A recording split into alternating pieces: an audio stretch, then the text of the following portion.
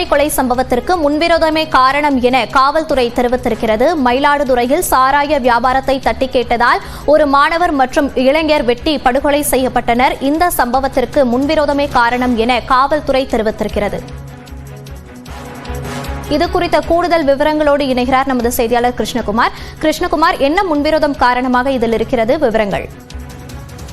மோனிஷா, மயிலாடுதுறை மாவட்டம் பெரம்பூர் காவல் சரகத்துக்கு உட்பட்ட முட்டம் என்கிற கிராமத்தில் ஹரிஷ், ஹரிசக்தி ஆகிய 2 இளைஞர்கள் நேற்று வெட்டி படுகொலை செய்யப்பட்டார்கள். அவர்களது உடலை பெரம்பூர் போலீசார் மீட்டு மயிலாடுதுறை அரசு மருத்துவமனையில் பிரேத பரிசோதனை கூடத்தில் சவக்கிடங்கில் வைத்துள்ளார்கள். இந்நிலையில் இது தொடர்பாக போலீசார் தங்கதுரை, ராஜ்குமார், மூவேந்தன் ஆகிய 3 கைது செய்துள்ளனர்.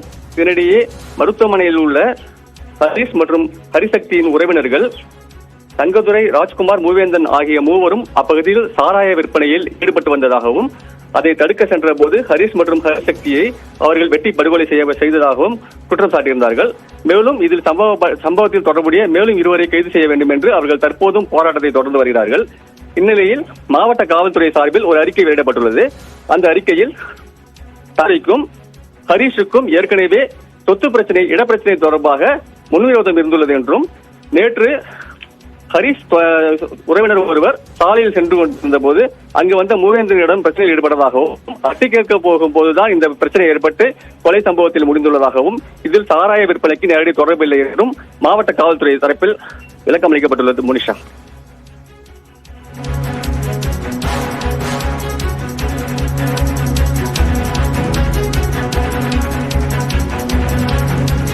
விவரங்களை பதிவு செய்தமைக்கு நன்றி கிருஷ்ணகுமார்.